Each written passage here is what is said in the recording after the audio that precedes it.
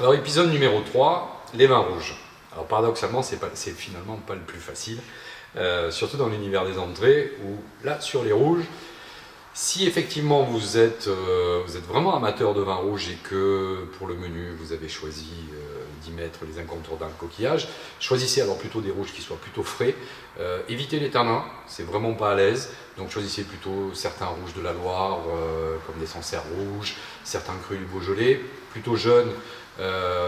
Évitez les tanins, comme je disais, servez-les un petit peu frais et finalement ça fera un compagnon qui sera plutôt raisonnable.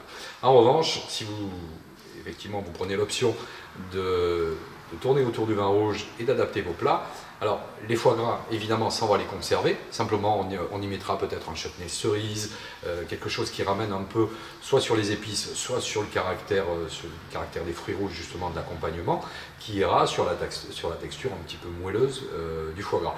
Vous pourrez y rajouter tout ce qui va être terrine, pâté, autour du chevreuil, du sanglier et toutes les variantes qu'on peut trouver sur la mise en œuvre des vins rouges, ça sera parfait.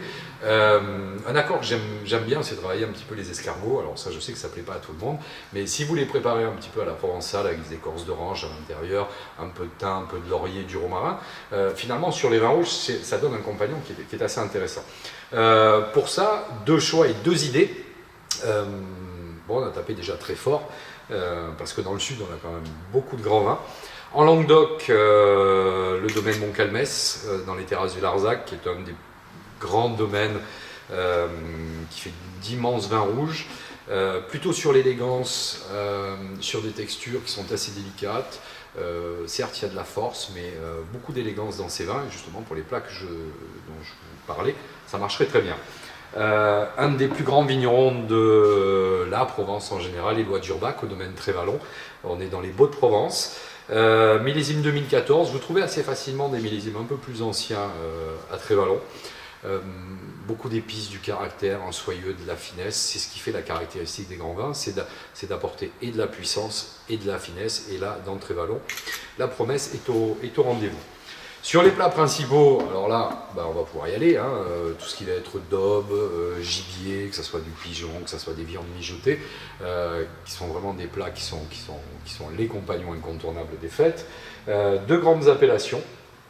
Pour les viandes en sauce, qui va vous demander des vins avec une texture un petit peu plus moelleuse et un peu plus de rondeur, les grands Châteauneuf du Pape, avec le domaine du Vieux Télégraphe. C'est un millésime 2015, alors on sait que les Châteauneuf du Pape, ça peut vieillir, mais déjà sur des millésimes avec du soleil, avec de la générosité, c'est des vins qui ont une finesse incroyable justement et qui seront absolument parfaits pour ce type de plat. Grande région incontournable aussi sur nos tables, Bordeaux. Intéressez-vous peut-être soit au second vin des grands châteaux, soit au cru bourgeois, des belles appellations dans le Médoc. Là, j'ai choisi un Château Gloria dans le millésime 2011, qui commence un petit peu à se patiner. C'est un très joli Saint-Julien, avec une jolie maîtrise du bois. C'est des vins qui ont toujours du caractère, mais Saint-Julien sera peut-être le caractère le plus féminin en fait dans les vins du Médoc. Donc pour tout ce qui est plats principaux, ça marchera très bien. N'oubliez pas, au passage, justement, que tous ces vins, c'est bien si on les carafe quand même, parce que c'est des vins qui ont besoin de prendre l'air, justement, pour s'assouplir. Et après, pour le fromage, essayez de composer peut-être un plateau un peu à connotation un peu sudiste, avec des fromages à base d'herbes, etc. Et là, les Provences reviendront justement au rendez-vous. J'ai choisi de vous proposer les Châteaux des Mesclances, qui est une très jolie propriété qui est sur le nord de l'appellation Lalonde, en fait, qui est sur la commune de Lacros, qui fait des rouges absolument délicieux, avec beaucoup de finesse et de caractère. Il a à la fois cette rondeur et la finesse apportée par les schistes de Lalonde, et puis un peu cette fraîcheur, cette énergie qu'on peut retrouver sur le terroir de Pierrefeu tout proche.